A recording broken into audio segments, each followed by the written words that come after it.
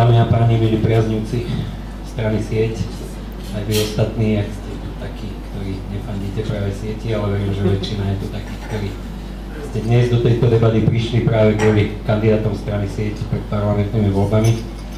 Tak vás tu teda vítam. My dnes pokračujeme teda v sérii rozhovorov s kandidátmi do parlamentu, so zástupcami politických strán. Priznám sa, už ťaháme 5. v poradí tento týždeň za sebou bez prestávky. Ono je to dobré aj v tom, že teda už sme si vypočuli množstvo názorov, dáva správa zo stredu, takže ak ste tu niekto, okrem Maroša, ktorý nás pozorne sledujete celý týždeň, tak si môžete urobiť obraz. Celý týždeň nebol som tu. Už sú tu minimálne tretíkrát, ale všetky dobre, takže si náš skalný fanúšik, takže za to ti ďakujeme. Dnes teda sme si pozvali milí hosti, uzatvárame to najsilnejšou, najväčšou opozičnou stranou momentálne, stranou Sieť, tak dovolte mi, aby som medzi nami privítal pani primátorku Prievidze Katarínu Makačkovú a myslím, že aj podpredsedničku strany. A podpredsedu strany Sieť žilinského šéfa strany Martina Kapitulika. My sme tu tak chvíľku debatovali pred začiatkom a tiež mi spomínali, že sú patrične unavení po tej kampani, ktorú vedú, tak možno skúste nám povedať obidvaja na začiatok niečo o tej kampani, kde všade ste sa už dostali, ako to prebieha, aká je tá komunikácia hlavne medzi ľuďmi, ako vás vníma verejnosť, lebo predsa len ste nová strana. Ďakujem pekne teda za slovo. Milí priatelia, v prvom rade sa vám chcem teda poďakovať, že ste prišli, že ste sa rozhodli toto sobotné popoludnie stráviť s nami. No, naozaj, keď som sem prišla a posadila si, hovorím si, že som už taká unavená, aj cesto som to rozprávala v aute, pretože je to náročné. Som teda primátorkou mesta Prievidza, okrem toho podpredsedničkou strany a s tým sú spojené samozrejme rôzne povinnosti. Milé, ale teraz predovšetkým pracovné, kampaňujeme. Chodíme po Slovensku, snažíme sa robiť také centrálne stretnutia s obyvateľmi, mítingy a okrem toho každý z nás v tom svojom regióne pracuje, aby sme získali čo najširšiu podporu práve pre našu stranu. Keďže strana Sieť je postavená na regiónoch a je ten jeden jej základných pilierov, snažíme sa predovšetkým pracovať v regiónoch, stretávať sa s ľuďmi. A ja musím povedať za seba, že pre mňa taká tá najcennejšia skúsenosť je a podľa mňa, čo je úplne najdôležitejšie v každej kampani, je práve stretávať sa s ľuďmi a počúvať ich názory, počúvať to, čo by potrebovali riešiť, o ich problémoch, snažiť sa im vysvetľovať, čo všetko sa dá zmeniť v tejto krajine.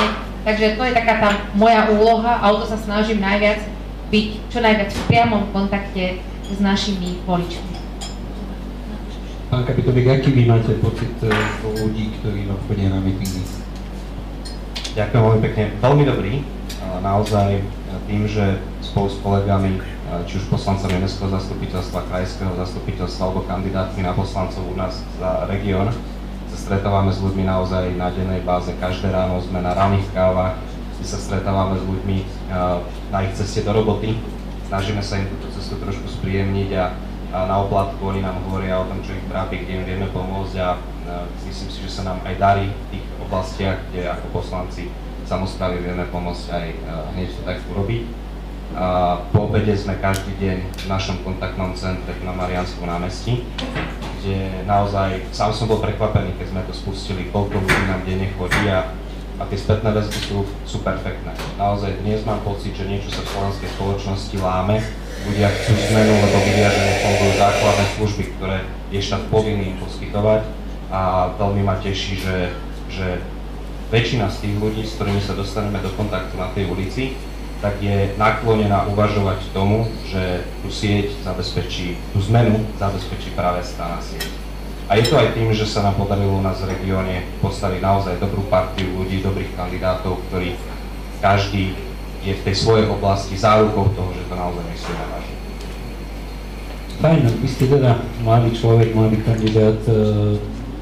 Skúste nám možno povedať o vašich osobných prioritách, o ktoré sa budete snažiť presadiť v Národnej rade. V prvom rade by som takto na úvod, možno aj s takou určitou ľútosťou, povedal, že vládna strana napriek tomu, aký mandát získala parlamentnú väčšinu, silnú väčšinu v parlamente, nedokázala ju absolútne využiť.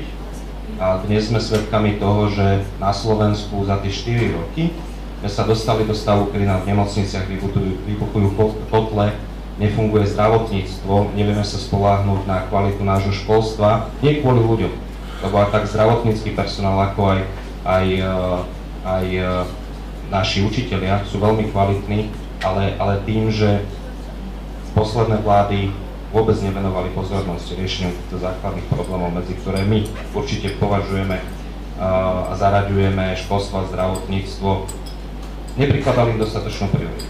Dostali sme sa do stavu, kedy naozaj základné služby.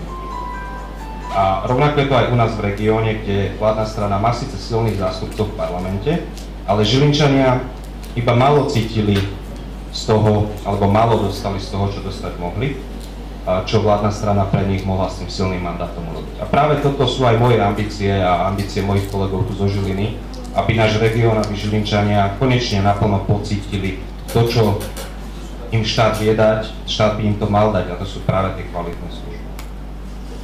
Pani Machačková, ako sa vy pozeráte, alebo ako hodnotíte tú štvoročné volebné obdobie vlády jednej strany, vlády Smeru, bez koaličného partnera? Musím povedať, že podľa môjho názoru toto nebolo zdravé vládnutie a všetci sme svedkami arogancie moci na rôznych fórach a vidíme tie problémy, vidíme tie obrovské kauzy, ako boli Váhostav, ako je teraz Masaryk a podobné veci, ktoré nám pripadajú až absurdné, ako je vôbec možné, že sa toto mohlo stať. Myslím si, že tá moc, ktorú v súčasnosti majú, nie je to dobré, že je to tak, ako to je, a preto sa pokúšame to zmeniť. Preto veríme, že prinesieme tú zmenu a snažíme sa o toho každý v tom svojom úsilí, ja napríklad teda tej regionálnej politike, ktorú robím, a snažím sa o to, aby naozaj aj jednotlivé regióny Slovenska dosiahli takú vyrovnanú úroveň, pretože vidíme, že častokrát sa všetko sústredí okolo Bratislavy, kde teda tá životná úroveň je oveľa vyššia, ako je v iných kútoch Slovenska. Vidíme tie problémy, že nám mladí odchádzajú. Ja teda mám tiež dospelé deti, je tu veľa mladých ľudí a práve my by sme chceli zmeniť to, že aby mladí zostali doma. Aby to nebolo tak, že dostanú vzdelanie, odídu do zahraničia a povedzme si, že Slovensku hrozí kolaps, pretože za chvíľku nebude mať kto robiť na naše dôchodky, na zdravotnú starostlivosť. Takže chceme zmeniť podmienky na Slovensku, podmienky pre podnikanie, podmienky pre mladé rodiny a strana tiež by mala byť práve tou stranou pre strednú vrstvu. Pre ľudí pracujúcich, pre tých, ktorí produkujú hodnoty a práve na týchto sa chceme sústrediť.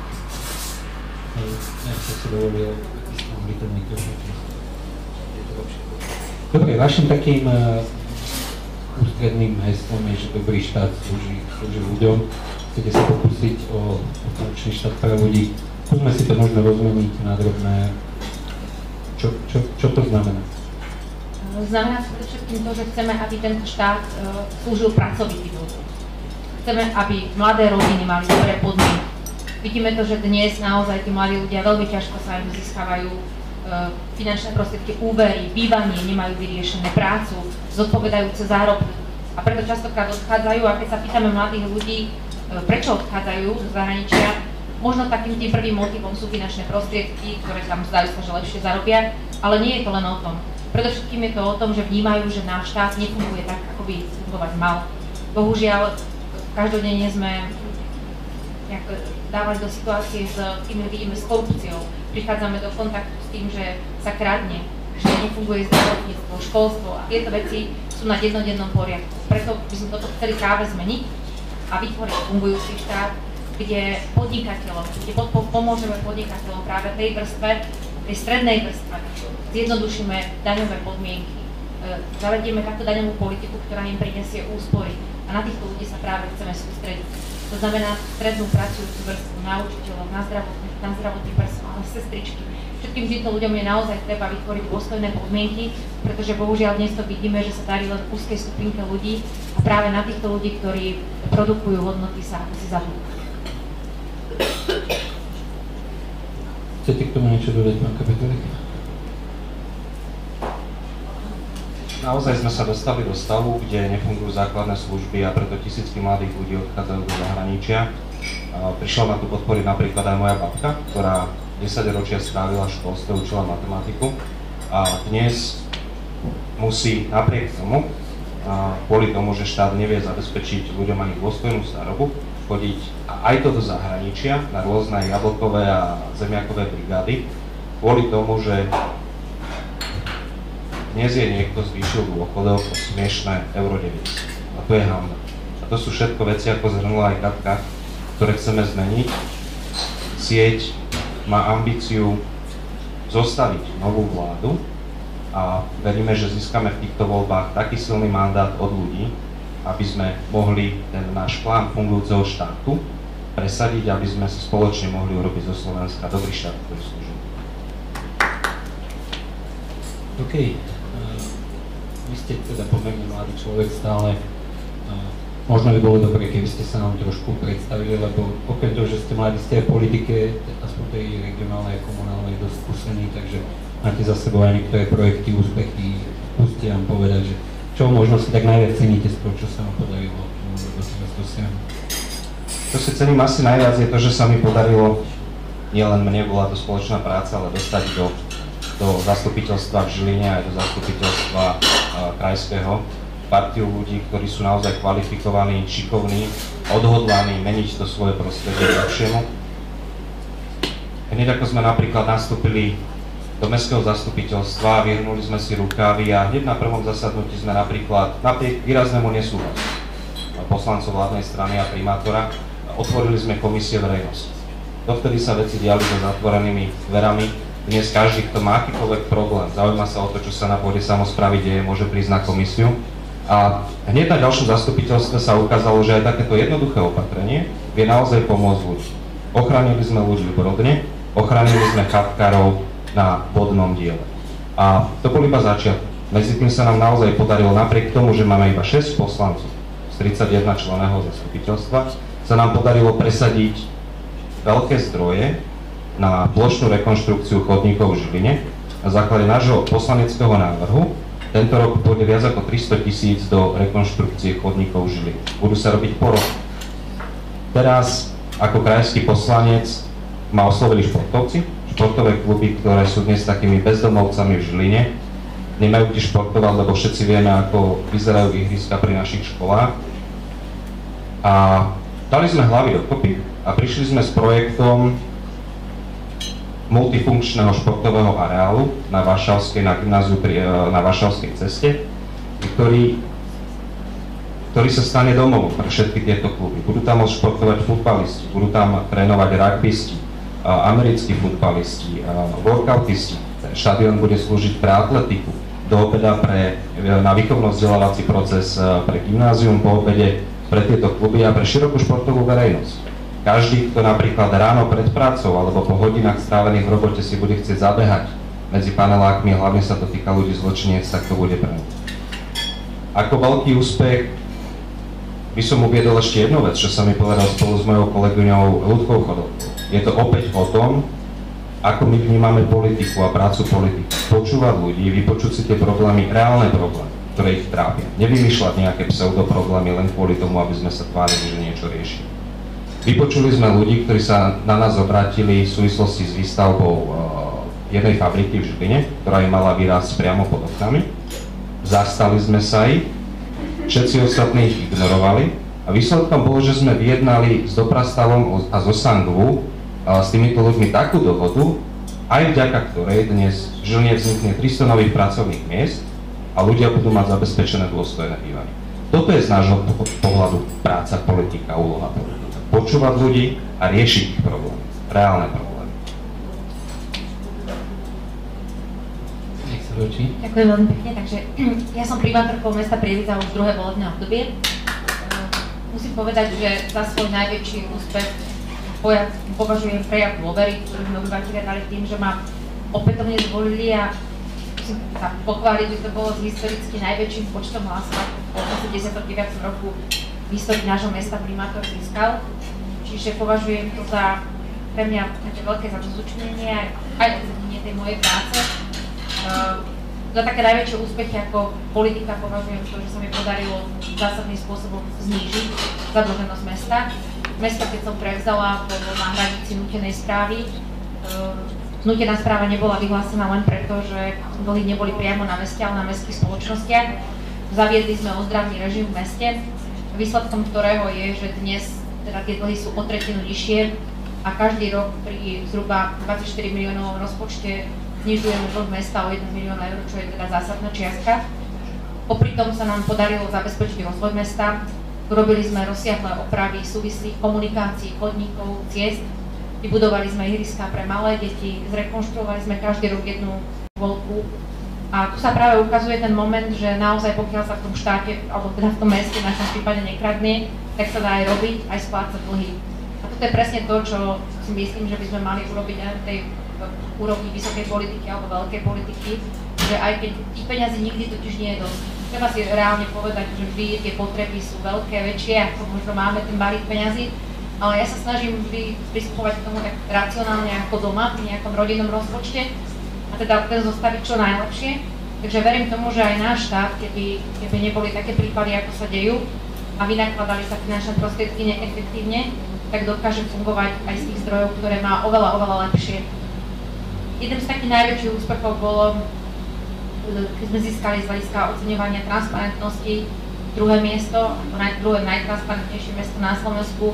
Opakovane sme sa umiestnili na prvých pozíciách, napríklad v odkaze pre starostu. To je portál, ktorý rieši práve podnety obyvateľov, kedy komunikujeme formou teda e-mailovej komunikácie rôznymi teda elektronickými spôsobmi s obyvateľmi a snažíme sa riešiť ich podnety. Toto je teda pravidelne vyhodnocované, takže umiestňujeme sa každý rok v podstate na tých prvých pozíciách. Rovnako minulý rok sa nám podarilo získať titul najkrajšie mesto Slovenska za rok 2015. Myslím, že toto ocenenie ani nie je tak o tom úplne vizuálne mesta, ale o tých zmenách, ktorými to mesto prešlo. My sme postupne za tie roky sa posúvali z 8. miesta, 6., 4. až teda za rok 2015 to bolo prvé miesto, čo bolo pre mňa osobne príjemné teda prekvapenie. A takisto som to vnímala ako taký pozitívny signál zmeny, nielen od obyvateľov nášho mesta, ale aj teda obyvateľov, alebo ľudí, ktorí žili v našom meste, majú tam priateľov a známych a teda títo sa vyjadrujú o kvalite života v našom meste. Snažím sa aktívne riešiť problémy dopravnej infraštruktúry, ktoré vnímame rovnako tiež na celom Slovensku. Projekty ako obchvat mesta Prievidza, robila som petíciu za spojenie medzi Prievidzou a Trenčínom, ktoré teda je na veľmi zlej úrovni. A práve toto sú tie témy, ktorým sa chceme venovať aj ako sieť a chceme dôsledne prehodnotiť tie programy, ktoré sú pospalované a vôbec sa neplnia, čo sa to týka dopravnej infraštruktúry a hľadať riešenia, ako tú dopravnú infraštruktúru vybudovať, pretože naozaj je jednou z základných podmienok pre príchod investora a pre kvalitnejší život na Slovensku. Z tých ekonomických vecí taký zásadný svoj úspech považujem aj príchod investora do nášho regiónu. Región Hornej Nitry, teda tradične banícky, možno energetický alebo chemický, dlhodobo nemal inú alternatívu a nám sa podarilo získať práve v roku 2015 veľkého strategického investora spoločnosť Browser, čo pre nás región teda je veľmi významné a je to vedieť asi najvýznamnejšia udalosť, pretože tento investor v prvej fáze má vybudovať 600 pracovných miest, ale je predpoklad, že ak všetko teda sa bude vyvíjať, ak bude dostatok kvalifikované odborné pracovné sily, tak by tam malo pracovať 2,5 ľudí. Aktívne sa zaujímam práve o tému školstva, o vzdelávaní. Už teda z pozície primátorky samozrejme riešim vzdelávanie v základných a aj materských školách, ale som aj poslankyňou Trenčianskeho samosprávneho kraja, ktorá patrí odborné a strednoodborné školstvo. No a snažím sa o to, aby to vzdelávanie bolo zmysluplné v tom, že lebo vnímam ten fakt, že mnoho ľudí končí na vysokých a stredných školách a nenájdu svoje uplatnenie. Sú to školy, ktorí vychovávajú uchádzačov pre úrad práce, čo je veľmi smutné, a mladí ľudia nezískajú praktické vzdelanie, či už odborné, alebo potom do vysokoškolské na požadovanej úrovni. Častokrát prichádzajú na výberové konania a fakticky nič nevedia. Čiže naozaj treba urobiť poriadok aj v školstve. Treba, aby už stredné školy vzdelávali ľudí pre prax, pre odbornú prax, aby naozaj tie odbory, aby tam neboli odbory, ktoré sú nepoužiteľné do reálneho života. A takisto vysoké školy treba urobiť v tom poriadok, pretože tá kvalita tých vysokoškolských vzdelaných ľudí, ktorých dnes je 60% zo všetkých, ktorí teda končia, a potom vidíme, že dochádza k takej situácii, že ľudia s vysokoškolským vzdelaním robia pomaly práce manuálneho charakteru, pretože pretože to vysokoškolské vzdelanie nemá takú úroveň, ako by malo mať, takže v tomto takisto vidím ten priestor, ktorý treba, teda, kde treba urobiť poriadok, zásadný poriadok v školstve. Ďalej sa snažím ako poslankyňa Trenčanského samosprávneho kraja venovať sa aj problematike nemocníc. U nás teda je veľká nemocnica v meste Bojnice, čo je také susedné mesto, že určite poznáte Bojnice. Vidíme tam ten problém, ako funguje dnes zdravotníctvo v takej nahote, pretože naša nemocnica napriek tomu, že je relatívne veľkou nemocnicou, práve tam vyše 1000 ľudí, nie je zaradená do koncovej siete nemocnic a vidíme to, ako sú hodnotené výkony v nemocniciach. To je obrovský problém Slovenska, že keď si dáte operovať koleno, poviem v Bojniciach, v Žiline a v Bratislave a podľa rôzneho typu nemocníc, za ten istý úkon dostanete rôzne zaplatené, čo potom vedie k tomu, že jednoducho niektoré zariadenia sú na to lepšie, niektoré horšie. Je tam disproporcia, ktorú by sa dalo jednoznačne odstrániť zavedením tzv. DRG systému. To je systém, ktorý funguje už vo všetkých krajinách Európskej únie, ale na Slovensku nie, čo teda je veľmi zlé. Takže toto treba určite tiež vyriešiť ako jednu z prvých otázok, čo sa týka zdravotníctva. A potom samozrejme treba riešiť to, že je nevyrovnanosť napríklad pri poskytovateľoch sociálnej starostlivosti, kedy vidíme, že mnohé súkromné zariadenia sú na tom oveľa horšie, ako vládne tu taká nespravodlivosť voči ním, pretože štát pri súčasnej legislatíve rozhoduje o tom, u ktorého poskytovateľa nejakej sociálnej služby si objedná výkony alebo nie. A práve keď je vláda jednej strany, ako to zažívame dnes, takže táto vláda rozhodne o tom, koho si tie služby objedná alebo nie. Na druhej strane máme veľa čakateľov, práve seniorov v tom veku, o opatrovateľské služby, o zariadenia pre seniorov.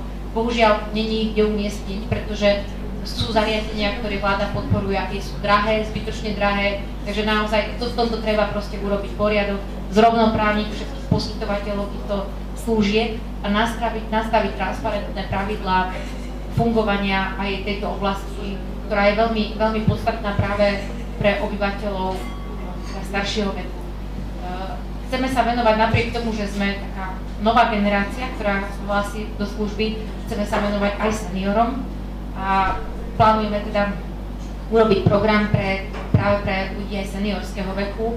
Chceme teda, aby naozaj sa cítili, by som povedala, plnohodnotne, aby mohli plnohodnotne žiť, lebo vidíme tu, že naozaj tí naši dôchodcovia si nemôžu v porovnaní s dôchodcami z Rakúska, z Nemecka, nemôžu cestovať, nemôžu si dovoliť iné veci. Naozaj to nie je dobré, pretože by si zaslúžili za to, čo pre ten štát urobili, aby naozaj mali primeranú životnú úroveň. Bohužiaľ to tak nie je. Dnes sú kupovaní za skutočne euro 90 alebo za vlaky, ktorým možno ani nikdy necestujú. A nakoniec tie vlaky zaplatíme aj tak my všetci ostatní, stredná vrstva, ktorá pracuje.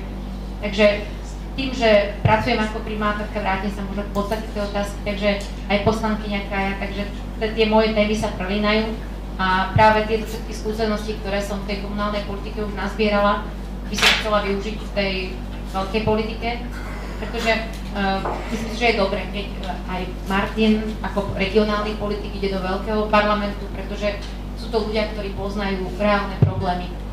Musím povedať, že aj častokrát, keď vidíme predstaviteľov niektorých politických strán v diskusiách, že často sú odklonení od reality života, že ani nepoznajú, čo tí ľudia vlastne riešia, čo ich trápi.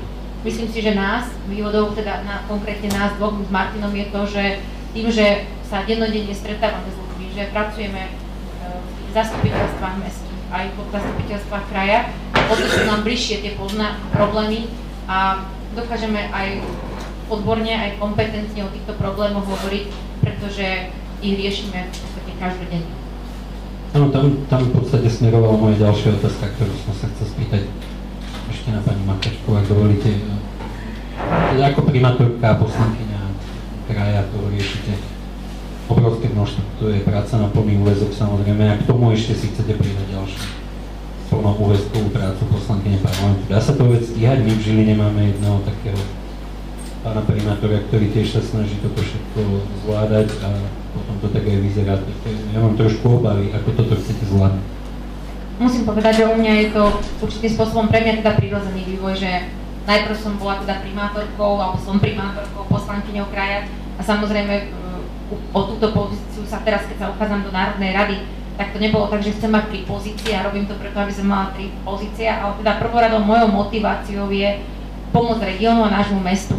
Tým, že predtým sieť je teda moja prvá politická skúsenosť, predtým som nebola v žiadnej politickej strane a bola som zažívaná s tým, teda konfrontovaná s tým, že za tých 5 rokov, čo som primátorkou mesta, tak mi nikto nepomohol, čo sa týka parlamentu, z Národnej rady, aj keď sme teda mali poslanca, predtým to bol to pán ex-poslanec Janoš, ktorý už teraz skončil, ale cítila som nedostatok takej podpory a pomoci a ešte som cítila aj to, že nielen, že nedostatok pomoci, ale práve naopak, že tým, že som nebola v tej správnej politickej strane, som mala obrovské problémy získať napríklad finančné prostriedky z Európskej únie a radšej ako by nám dali nášmu mestu, keďže som nebola v tej správnej politickej strane, tak sme ich vrátili do Európskej únie. Takže jednoducho pre mňa ten dôvod, prečo sa uchádzam, je, aby takéto situácie nevznikali, napríklad pri čerpaní eurofondov, čo je tiež veľmi závažná téma, kde treba urobiť zásadné zmeny, pretože my sme si sami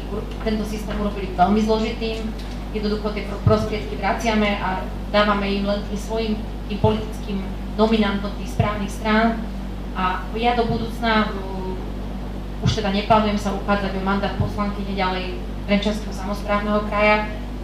Samozrejme, čo bude ďalej a ako fungovať ako primátorka.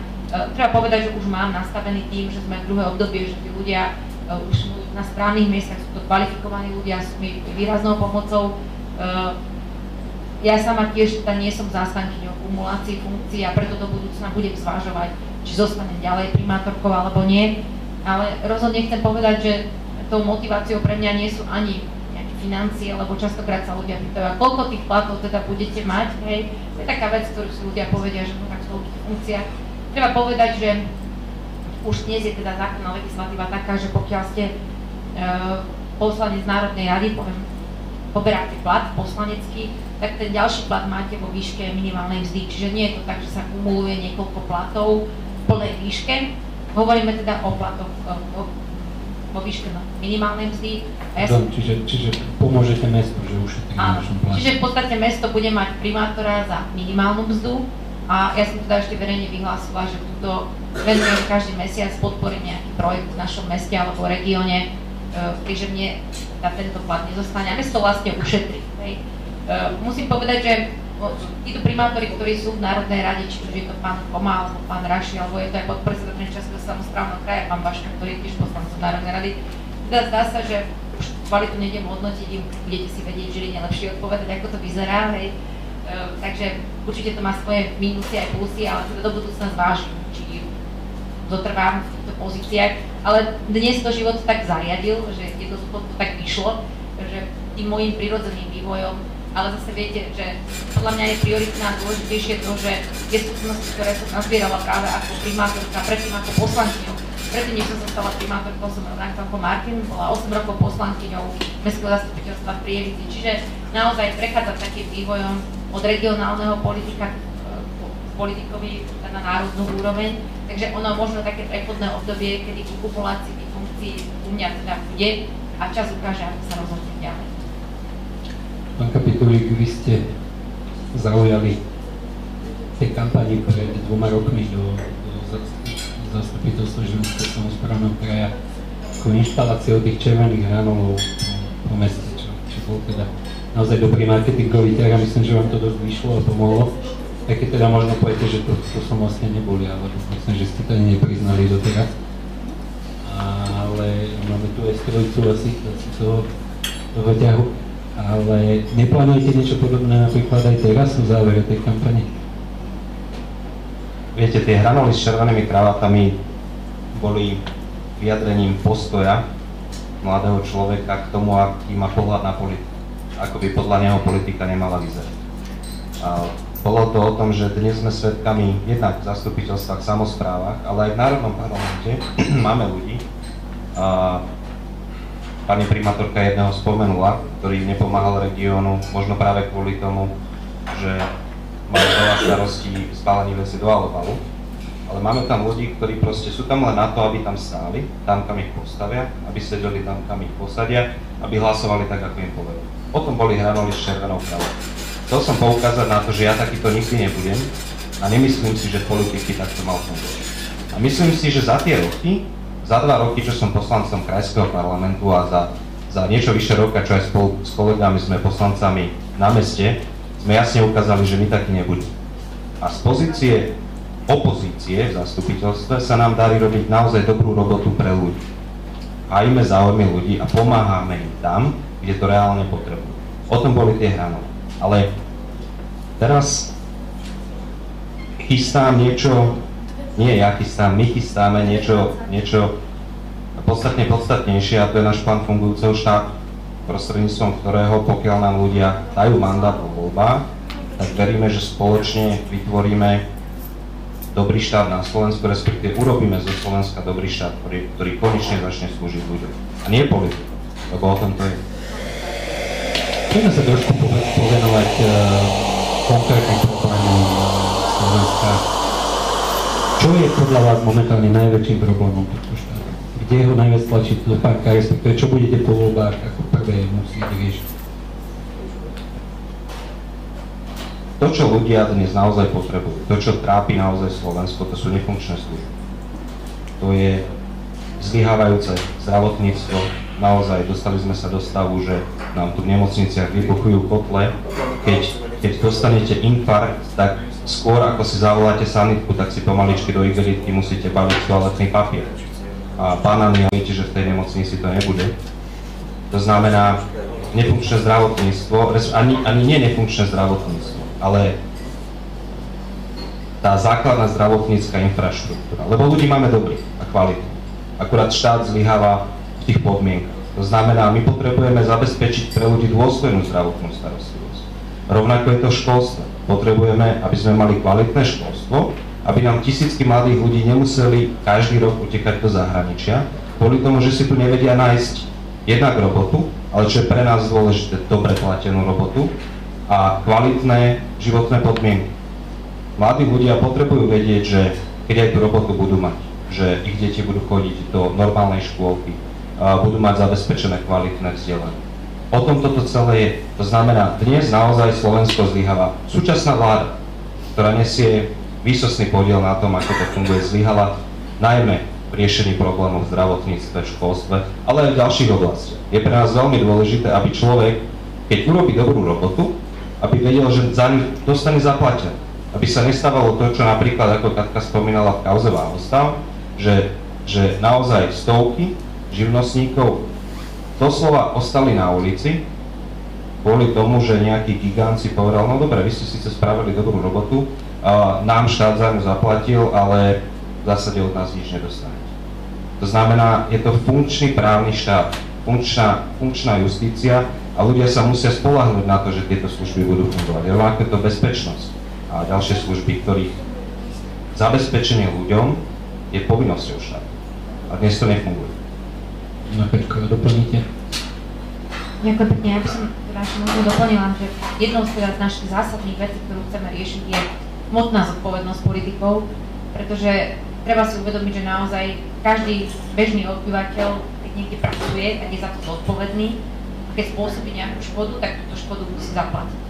Bohužiaľ u nás v politike to nefunguje, čiže toto je jeden z základných princípov, ktorý by sme chceli zaviesť, teda nielen pri politikoch, ale aj pri sudcoch, pri úradníkoch, aby sa naozaj nestávalo to, čo vidíme, že spôsobia obrovské škody svojimi rozhodnutiami, netransparentnými verejnými obstarávaniami a nikto za to nenesie zodpovednosť.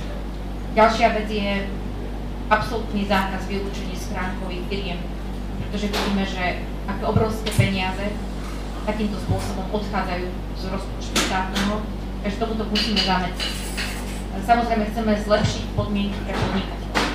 Práve pre tú strednú vrstvu, o ktorej stále hovoríme, a to tak, že zabezpečíme také daňové úľavy, ktoré im znížia o 500 € ročne ich výdavky. Takisto chceme pomôcť mladým rodinám. Jednak zlepšením teda takisto daňových podmienok, ale napríklad zabezpečením garancie dieťaťa do materskej škôlky a vytvorením rodičovského konta, ktoré by slúžilo na to vo výške 12 000 €, ktoré by slúžilo na to, že pokiaľ teda mamička odíde na materskú dovolenku, bude si môcť vyčerpať tieto finančné prostriedky podľa svojich potrieb.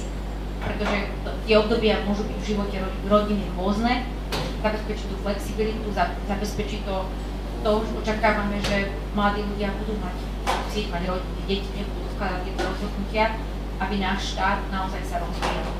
Takže chceme sa sústrediť na praktickú pomoc práve rodinám a strednej podnikateľskej vrstve, aby sme zlepšili, zjednodušili podmienky pre podnikanie, aby platili jeden dátum pre všetky povinnosti, ktoré má podnikateľ voči štátu, aby sa napríklad zrušila daň zo straty.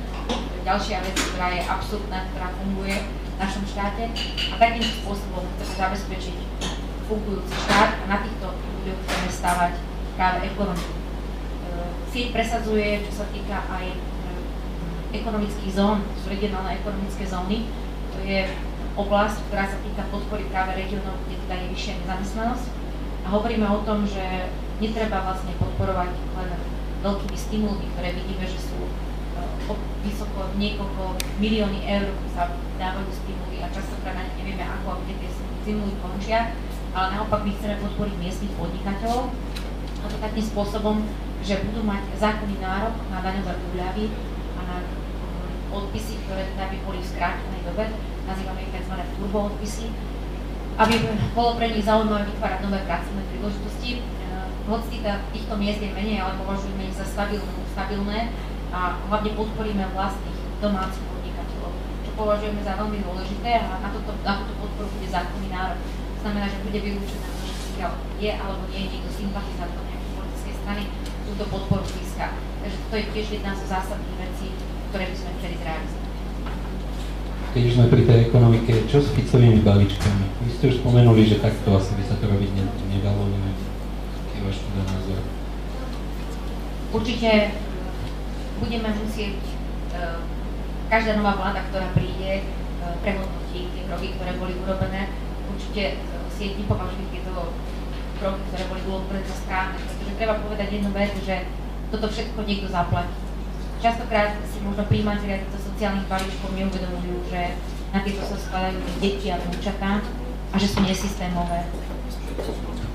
Sieť zase netvrdíme, že zrušíme všetky sociálne balíčky. Viete, lebo ja vždy hovorím, že každý niečo urobí dobre aj zle. Takže netreba povedať zase, že Smer urobil všetko zle. Určite sú aj veci, ktoré sú dobré, na ktoré možno treba čiastočne zmeniť, možno na ktoré treba naviazať.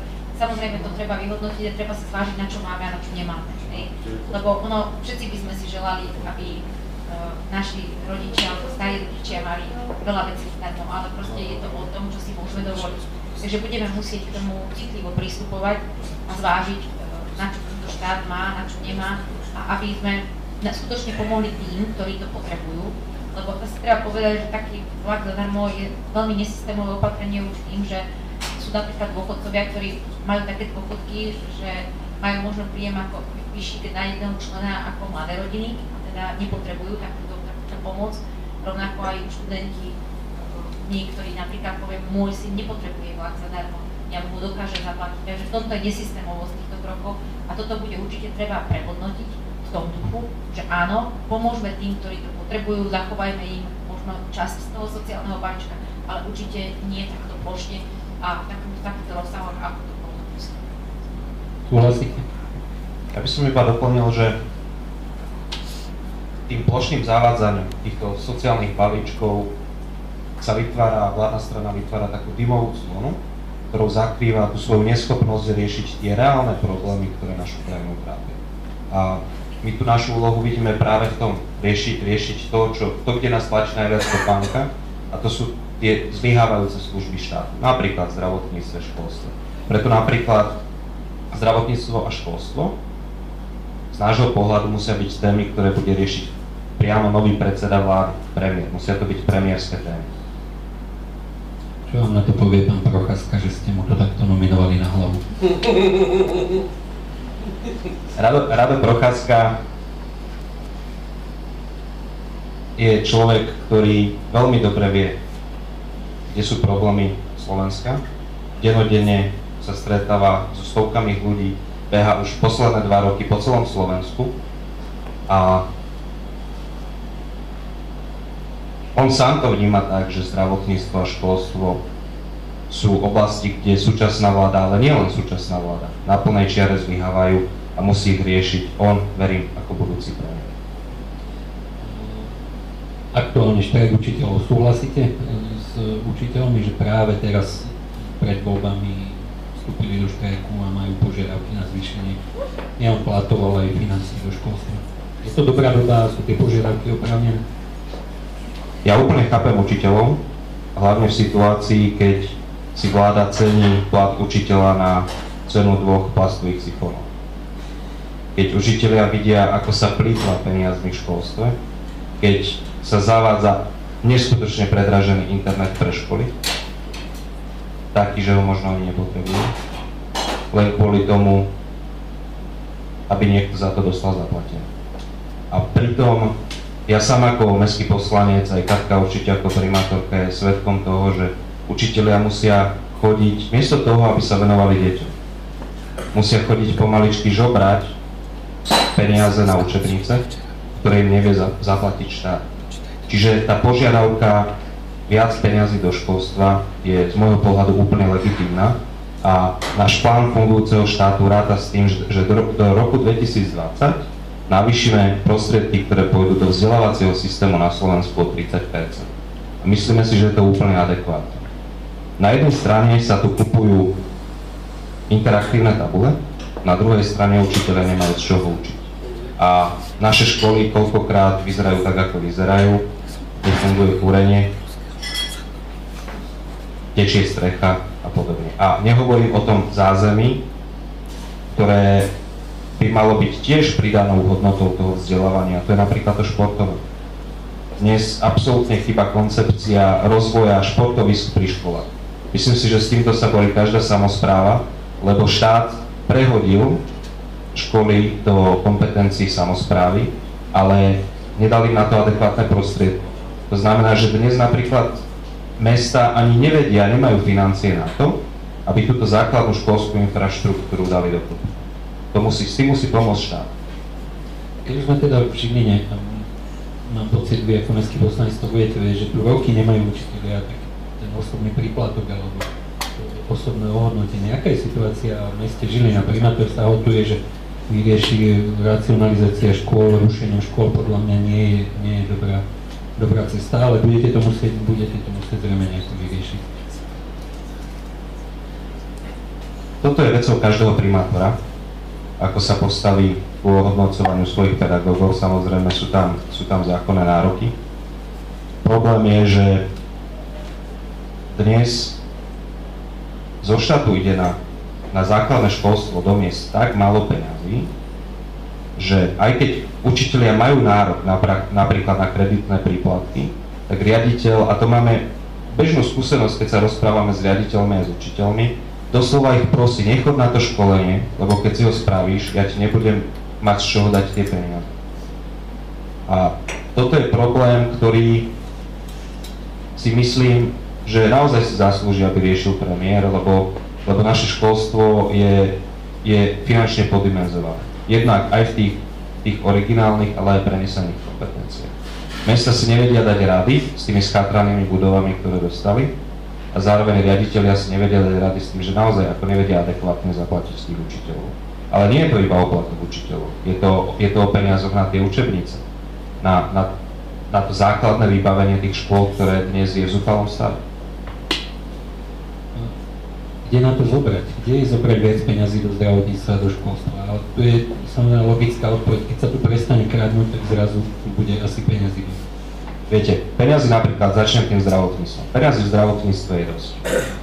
Stačí sa pozrieť tým ľuďom na prsty, stačí sa pozrieť, na akých autách sa tí ľudia, ktorí sa na Slovensku okolo zdravotníctva točia, vozia. A myslím si, že kauza Kostka bol ukážkový príklad toho, ako to u nás zle funguje. Kde štátna zdravotná poisťovňa platila ministerským paničkám masera tak štedro, že keby sme tú zmluvu zrušili, vieme z toho navýšiť mzdy pre 1500 zdravotných sestier. A čo je najhoršie, že napriek našim výzvam, Miro Beblavý niekoľkokrát vyzval premiéra, aby zrušil tú zjavne nevýhodnú zmluvu s klinikou Kostka, nič sa nedieje. napriek tomu, že sme pred voľbami, napriek tomu, že je to jedna z najväčších predvolebných kauz, tak tá chobotnica v tom zdravotníctve je taká silná, že ani premiér si nevie buchnúť pesťou po stole a zrušiť tú zmluvu. A keď to nevie urobiť pred voľbami, ako majú ľudia čakať, že sa postaví zodpovedne k riešeniu situácie v zdravotníctve? Pani Machrčková, čo s tým? Čo s tou korupciou? Čo s tou stratou peňazí evidentne? Tu sú kauzy naozaj, ako už povedal pán Kapitolík, a nikto doteraz nebol potrestaný. V podstate nebola vyvodená ani zodpovednosť. To, že Paška odišiel, je podľa mňa len to minimum, naozaj taký základ automaticky. Jedna z zásadných vecí, ktoré chce sieť riešiť, je aj očista verejného života. V tejto otázke u nás sa venuje pán Rončák, ktorý naozaj si myslím, že je odborníkom a je človekom kompetentným, teda týmto témam sa vyjadriť a jednoducho bude potrebné, tak ako som hovorila, trvať na hmotnej zodpovednosti, pretože to myslím si, že skutočne bude motiváciou pre každého robiť čestne, tak ako by sa malo, ale bude potrebné napríklad sprehľadniť, čo sa týka verejných obstarávaní, vytvoriť jeden portál, kde budú vyhlásené všetky súťaže, aby naozaj každý sa mohol prihlásiť, každý mohol aj všetko vidieť a skontrolovať, alebo mať tieto informácie, ak boli dostupné. Takže tam treba tiež urobiť podstatný krok. Treba urobiť vo verejnom živote poriadky aj na súdoch a prokuratúrach, lebo to je tiež ďalšia oblasť, kde teda všetci vnímame, že to nefunguje tak, ako by to malo. Treba naozaj ten inštitút sudcu, aj sudca by mal niesť zodpovednosť za tie svoje rozhodnutia, za to, že tie prieťahy v konaní sú niekoľko rokov, že veci stoja na súdoch. Treba urobiť poriadok s exekučným poriadkom, s množstvom exekúcií, súdnych konaní, ktoré sú, pretože treba povedať, že Slovensko patrí k krajinám, kde je týchto sporov veľmi veľa, trvajú veľa rokov a častokrát ešte máme pocit, že, a nie len pocit, ale že tie rozhodnutia spravodlivé nie sú. Čiže treba zvážiť, ako bude ďalej pokračovať výber sudcov, ako budú obsadzovať v svojich funkciách, pretože vidíme, čo všetko sa deje. Dôležité je urobiť poriadok na prokuratúre, postavenie prokurátorov, treba zverejňovať rozhodnutia prokurátorov, pretože prokurátor je veľmi dôležitým osobou v trestných konaniach, ktorá môže zastaviť konanie a z človeka obvineného sa stane človek slobodný. Takže to sú veci, ktorým sa naozaj chceme venovať a očistiť ten verejný život. A myslím si, že najlepšou cestou, alebo ako presvedčiť tých ľudí, že to myslíme úprimne a vážne, je asi, aby začal každý od seba a aby ten jeho osobný život svedčil o tom, že takéto hodnoty v živote si váži a že ich aj reálne žije. Ivan Rončák je dobrá voľba, to len moja poznámka, ja sa s tým poznám niekoľko rokov a naozaj to je veľmi škoda, že nie je na kandidátke možno trošku vyššie z môjho pohľadu, ale to už sú vaše interné veci, do ktorých ťažko budem zasahovať. Naproti tomu, a to mi nedá sa nespýtať, teraz som, ešte ak som sa pripravoval na túto debatu, zachytil som nejaký problém vášho podpredsedu Hrnčiara, ktorý tam vraj, mi možno budete vedieť vysvetliť, že mesto Martin predalo firme, ktorej spolumajiteľom je Andrej Hrnčiar, lukratívne parcely v centre 3-krát lacnejšie. Možno aj to stojí za vysvetlenie. Pán podpredseda sa k tejto téme už vyjadril. On sám podal podnet na prokuratúru, aby celú vec preskúmala.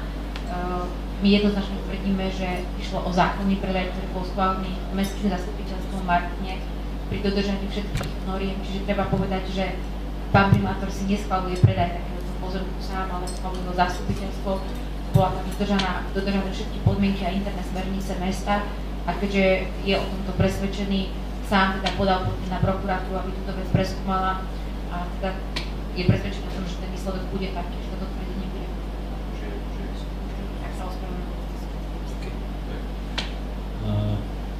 Premiér Fico išiel do kampane s tým, že hlavnou témou sú utečenci. A nielen, že hlavnou témou, ale že je to ten najväčší problém tohto štátu asi, lebo takto komunikuje. Súhlasíte s ním? Určite nie. Treba povedať, že naozaj pri tom množstve utečencov, ktorí reálne na Slovensku sú, to najväčší problém Slovenska nie je. Všetci, čo tu reálne žijeme, cítime úplne niekde inde tie problémy, tak ako hovoril aj kolega Martin, v zdravotníctve, v školstve, vo výške našich platov, dôchodkov našich starých mám. Premiér zakrýva touto tému skutočné problémy Slovenska a odputáva pozornosť skutočných problémov. Skúste vy, môžem povedať. Ja iba doplním, je to presne ako povedala Katka. Je to ďalšia dymová clona, ale na druhej strane poviem, že je povinnosťou štátu zabezpečiť bezpečnosť obyvateľov Slovenska a my si myslíme, že riešenie v spoločnej európskej politike a dôslednej ochrane šengenských hraníc. Napríklad, ak sú štáty, ktoré si neplnia povinnosti, tak potom v Schengene asi nemajú čo robiť. A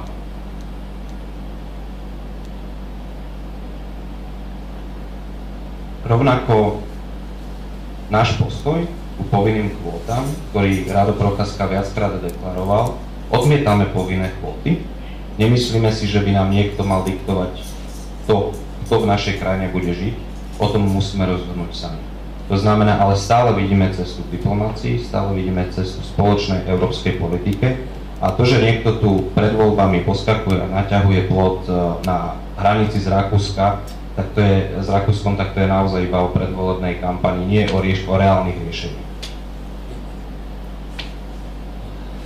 Poďme teda k tej samotnej politike, ak voľbám blížiacim sa. Na aký volebný výsledok si vy trúfate? Sieť si vyžrebovala číslo 20 a samozrejme veľmi radi by sme sa hýbali okolo tej 20-ky, ale budeme vďační za každý jeden hlas, ktorý nám pomôže získať v týchto voľbách mandát na to, aby sme vedeli presadiť ten náš plán fungujúceho štátu. Toto je naša priorita. Predstavme si teda, že je 6. marca, výsledky volieb sú známe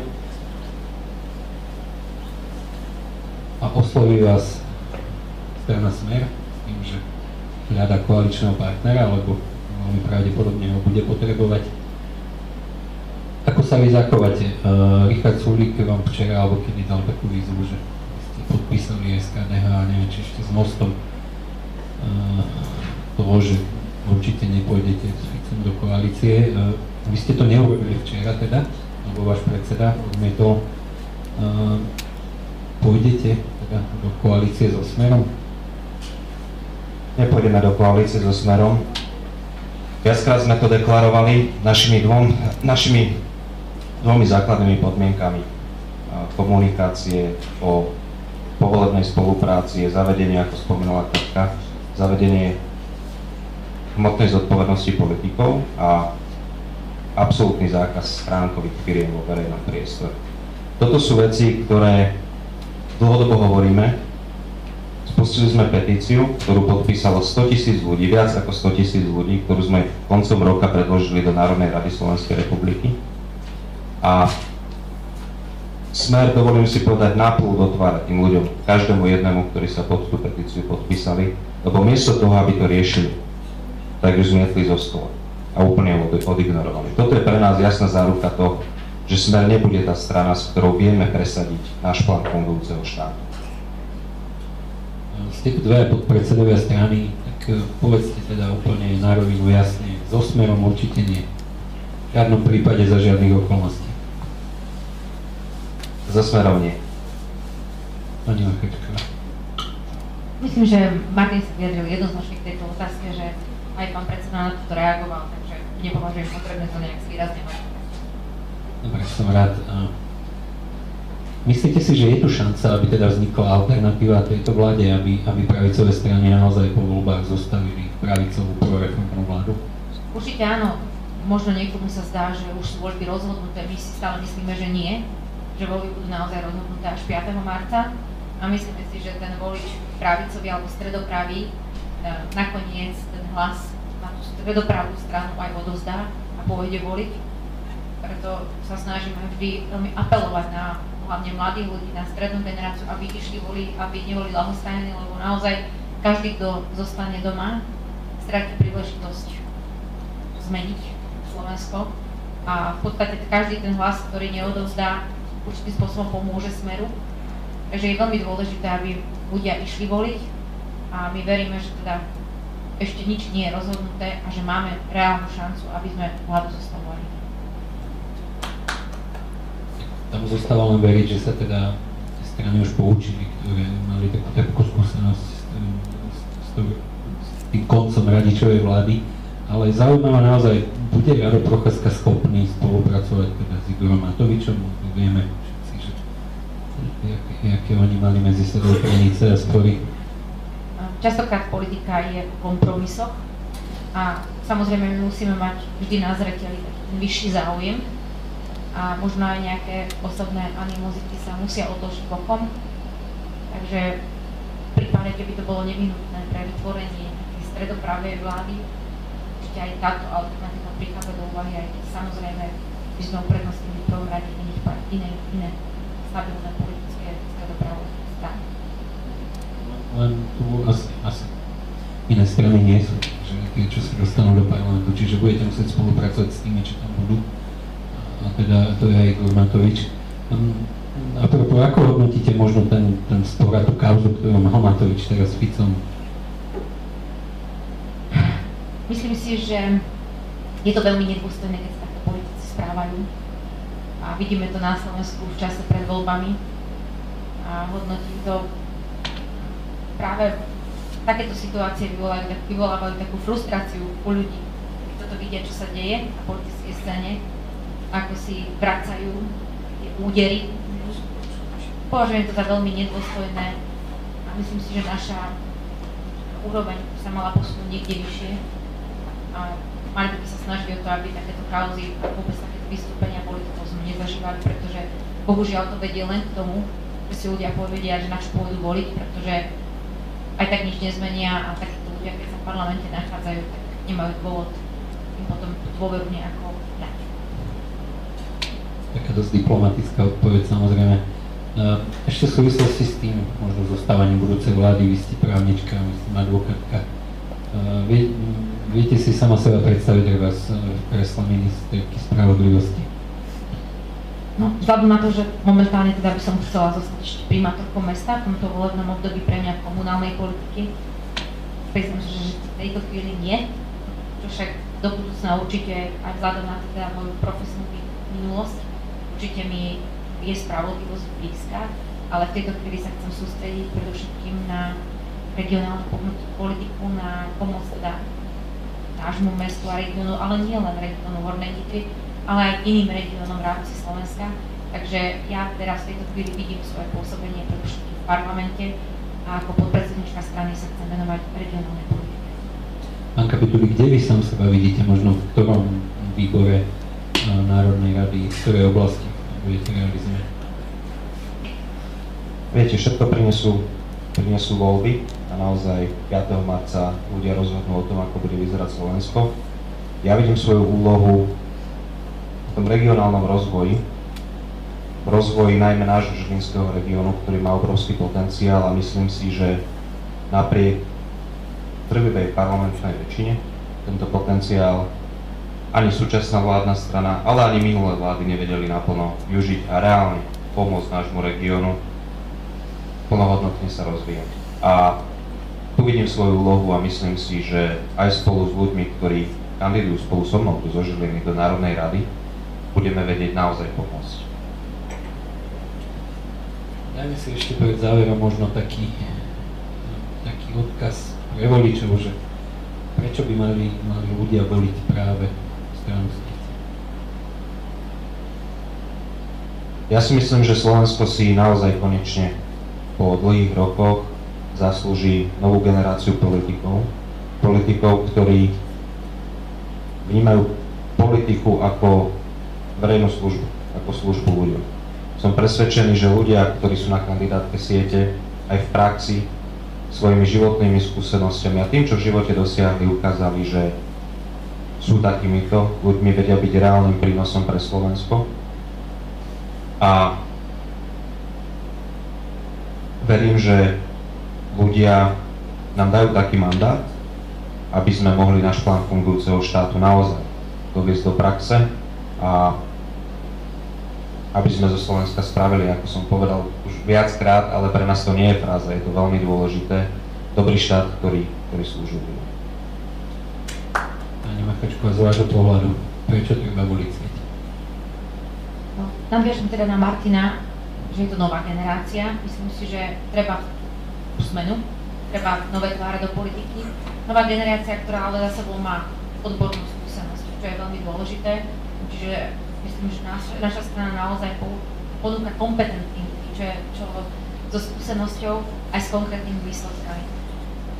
V našej strane dostali príležitosť práve veľa ľudí zo samospráv, či už poslancov, starostov, primátorov, ktorí teda dostali dôveru v priamej voľbe.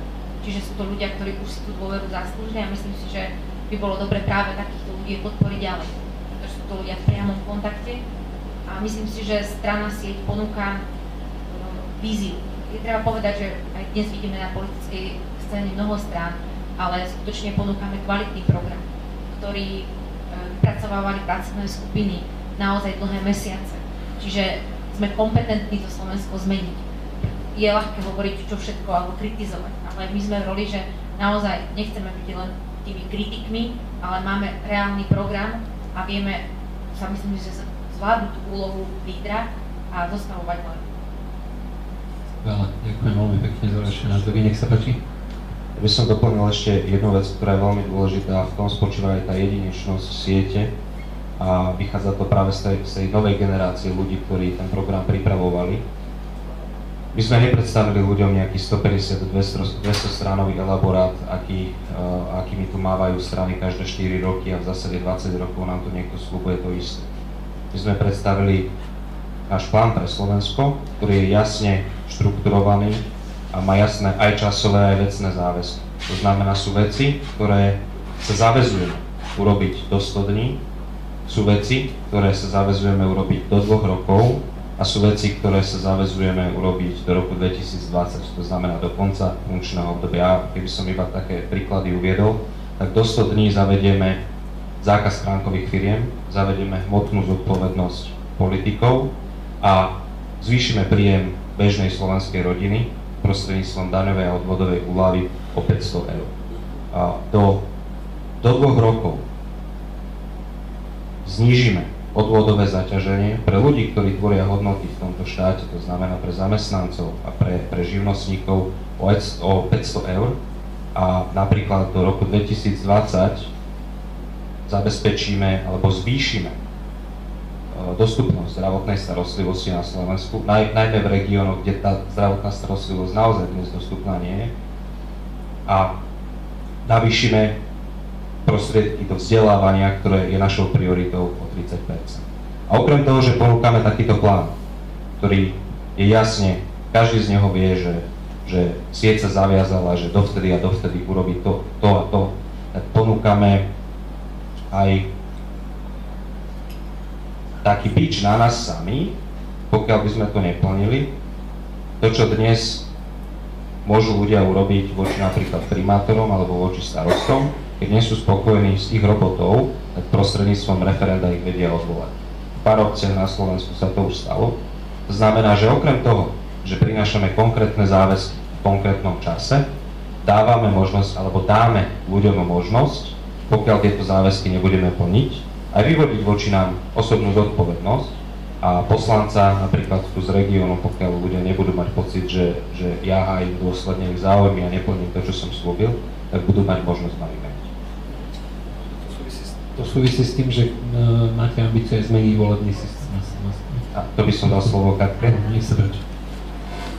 Určite si všetci uvedomujeme to, že ten volebný systém, ktorý je na Slovensku, kedy Slovensko je jeden volebný obvod a naozaj nereflektuje na konkrétne požiadavky ľudí z regiónov. Pretože sa práve, my sme teraz región Hornej Nitry ukážkou toho, aký je ten systém zlý a nedokonalý, keď jeden z najväčších okresov Slovenska nemá zastúpenie v Národnej rade ani jedného poslanca. Takže naozaj by sme chceli volebný systém zmeniť. Chceli by sme, aby Slovensko bolo rozdelené na viac obvodov. Tých možností, ako to riešiť, aký ten volebný systém mal byť, to je témou na také širšie odborné diskusie, ale podstatou je, aby bolo viac volebných obvodov, aby vlastne ten región si mohol zvoliť zástupcu a nielen zvoliť, ale tak povedal, ako povedal aj Martin, ale aj odvolať. Pretože určite aj ste to, predpokladám, že aj ste to zažili, my teda na Hornej Nitre úplne v takej náhote, že poslanca ani nevidíte, nechodí do regiónu, nespolupracuje s primátorom, nesnaží sa pomôcť tomu regiónu. a nemáte tú priamu väzbu, ako je to v prípade primátora alebo starostu, kedy teda jednak môžete aj odvolať, keď si teda ste nespokojní, ale samozrejme aj ten spôsob komunikácie je oveľa jasnejší a zrozumiteľnejší a bližší.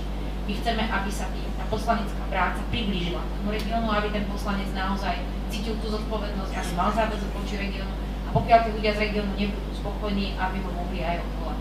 Naozaj si myslíme, že toto je, tak ako hovoril Martin, taký bič aj na nás. Čiže my si musíme byť vedomí toho, že sa musíme snažiť tú prácu poslanca zvládať tak, aby tí ľudia boli spokojní, že budeme vystavení tej zodpovednosti, či už teda cez tú dohodu zodpovednosti politikov, ale aj práve touto možnosťou straty mandátu za Je ešte veľa tém, o ktorých by sme teda mohli hovoriť, samozrejme, ale už toho času asi nebude toľko, ale otázka teraz možno do tej odpovede by ste to mohli všetko zahrnúť. Ako si predstavujete Slovenskú republiku v tom roku 2020, po skončení tohto volebného obdobia? Ako fungujúci štát, kedy ľudia budú spokojní so svojím životom, kedy naozaj nebudú mať ten pocit, že žijú niekde na hranici sociálnej odkázanosti, kedy dostanú slušnú mzdu za prácu, ktorú budú vykonávať, ich deti dostanú kvalitné vzdelanie a Slovensko bude štát, v ktorom bude fungovať zdravotníctvo, kedy naozaj sa nemusíme báť tej situácie, že ochorieme a budeme musieť ísť do nemocnice, čo všetko nás čaká, či dostaneme kvalitnú starostlivosť, ako bude o nás postarané a budú fungovať kvalitné školy, kedy naozaj bude aj ten spoločenský status aj učiteľa iný. Ale musím povedať, že ja si predstavujem, že aj ten spoločenský status politika by mal byť iný a že politik by mal byť dôveryhodnou osobou. To si myslím, že v tejto našej politike veľmi chýba. A keď sa toto na Slovensku zmení, tak to naše Slovensko bude vyzerať inak. Ešte doplňujúca možno otázočka, akú si predstavujete nezamestnanosť v roku 2020? Konkrétne ja nie som odborníkom na otázky nezamestnanosti, ale viete, ono aj treba povedať v súčasnosti to, že tie percentá, ktoré sú vykazované, nie sú reálne. Hej. Dnešná vláda sa teda chváli, že znížila nezamestnanosť, ale treba povedať, že sú to mnohokrát umelo vykazované pracovné pomery. Hej. Či už sú to ľudia, ktorí sú aktivační pracovníci alebo rôzni, čiže aj ten reálny stav nie úplne zodpovedá tomu číslu, ktorý je, no ale samozrejme, že by sme boli radi, keby sme sa dostali na jednociferné číslo. Je tu rovnaká otázka pre vás. Doplním, vidíte Slovensko v roku 2020 ako súčasť Európskej únie fungujúcej? Určite áno. Slovensko v roku 2020 vidím veľmi podobne rovnako ako fungujúci štát, ako súčasť Európskej únie. A ja by som to teraz skôr doplnil možno z toho, lebo Katka veľmi dobre povedala ten národný kontext, ako štát, kde fungujú tie základné služby. A ja vidím Slovensko ako aj štát, kde fungujú silné regióny. Lebo práve pomoc regiónom je naša priorita. A keďže aj ja sa usilujem najmä o hlasy tu do Žilinského regiónu, tak som presvedčený, že v roku 2020 bude mať Žilina niekoľko silných hlasov v parlamente, ktoré pomôžu tomu, aby sme dokázali naplno využiť náš potenciál, ktorý Žilinský región má a posunuli ho ďalej. Ďakujem veľmi pekne, ja som vyčerpal svoje otázky, ale samozrejme, ak niekto z publika sa chce niečo spýtať, prispieť do tej diskusie, tak teraz je tá možnosť. Nech sa páči. Mároš to vždycky začína, nech sa páči. Som veľmi rád, že tu vidím pani Machačkovú a poviem otvorene, že keď som bol koľkokrát pri Júci, tak som mal proste problém s policajtami a robili mi nás chváli s tým, že musím mať ako predajca nejakého periodika problémy. Prečo musím mať povolenie na predaj krížoviek alebo takéhoto niečo. Priznám sa, že neviem teda, akú činnosť ste presne vykonávali, lebo ste nejakú zbierku robili? Nie, som ako kamelot a predával som na ulici prievidzi križovky a nič zlé som nerobil, len som predával križovky a proste pani policajti mi povedali, že to nejak vadí ľuďom. Tak myslím si, neviem sa k tomu vyjadriť, lebo nebola som v blízkej situácii. Tak my ani nevieme, Majo, že ako si sa tam proste správal k tým ľuďom. No, normálne. Na policajti len tak sa nevyťaž. Som neurážal nikoho, normálne som sa tam správal a proste skús to na budúce a zda budeš úspešnejší. A tak určite, ja si myslím, že u nás mestská polícia funguje na veľmi dobrej úrovni, neviem si vysvetliť takúto situáciu, že by práve naopak, že my máme veľmi pozitívne ohlasy u nás v meste na prácu mestskej polície, ktorá sa stará o bezpečnosť obyvateľov a teda robí mnoho takých aktivít, ktoré aj celoslovensky vnímate, že tá naša polícia naozaj má dobré meno, to ma to prekvapuje toto, ale tak verím, že... Dobre, nech sa páči. Dobrý večer, prajem. Keďže ja som tiež človek zo siete, mám tu kolegov, ktorí by chceli možno počuť odpovede od vás, keďže ja tam tlmočím otázky mladým, respektíve dávame odpovede. Ako teda ten mladý človek, mám tu dve kolegyne, ktoré veľmi sympatizujú s našou stranou, ale chcú ísť do zahraničia. Ako konkrétne mladý človek, ktorý napríklad doštuduje, na trhu práce nemá prax a zamestnávateľ chce od neho prax. Brusel tlačí na to, aby sme mali každého študenta vyštudovaného minimálnym bakalárskym stupňom štúdia a jednoducho tá špecializácia na magistra by mala byť naozaj tá vyššia. Na Slovensku to je tak, že každý druhý človek, či už to je upratovačka, alebo čašník, alebo predavačka, má ten titul. A potom sa nás stáva, ako naši remeselníci, ako ľudia, ktorí potrebujú špecializovaný odbor, tu nie sú. A máme veľké zástupy ľudí na úrovni práce. A preto potom takéto mladé dámy musia ísť do zahraničia, lebo tu nemajú platenie. A teda aj naša pozícia, teda bol by som rád, keby ste povedali niečo k tomuto, akým spôsobom konkrétne previazať prax mladých s trhom práce. Tak ako som hovorila, určite treba posilniť duálne vzdelávanie, odborné vzdelávanie a teda orientovať mladých ľudí už pri výbere tej profesie a ponúkať im jednak poradenstvo kvalitné a previazať práve tie jednotlivé podniky, ktoré sú v regiónoch, už s tými školami, aby vlastne tých študentov možno vrátiť sa k niečomu, čo už v minulosti tu fungovalo, že tie školy si vlastne vychovávali už počas štúdia tých absolventov, potom mali zabezpečenú prácu v tej firme. Čiže k tomuto sa treba naozaj vrátiť a treba vytvoriť tú spoluprácu, podporovať spoluprácu medzi konkrétnymi podnikmi a teda strednými odbornými školami, to sa týka toho odborného školstva.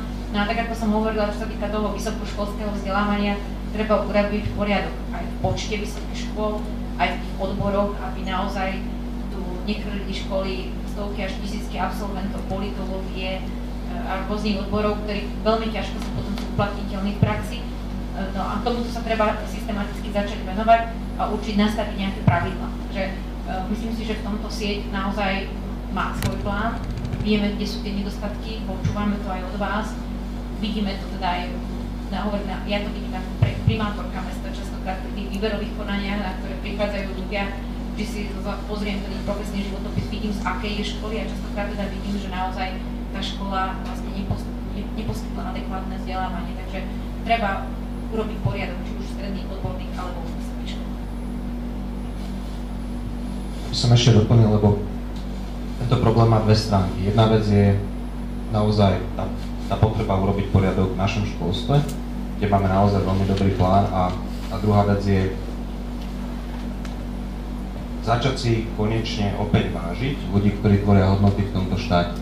To znamená ľudí, ktorí napríklad aj zamestnávajú ľudí, živnostníkov, zamestnávateľov, ktorých neviem, či niekedy čelili takej daňovej a odvodovej záťaži, ako čelia posledné 4 roky a takému byrokratickému záťažu. Dnes musia vypisovať kvantum rôznych papierov, 60% svojej činnosti musia venovať títo ľudia administratíve a iba 40% tomu reálnemu výkonu.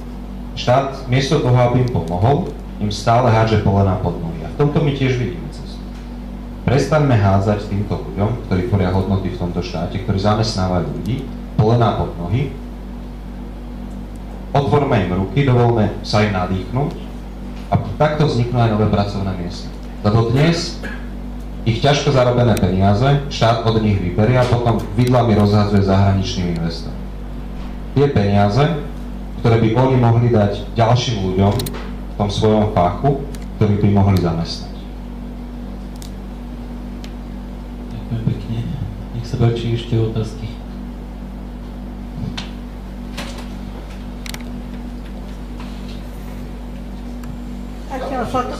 Nepočula som zatiaľ, skoro každý teda rieši aj tú rómskú problematiku, ktorá je zatiaľ sa úplne neriešiteľná, hlavne na tom východnom Slovensku.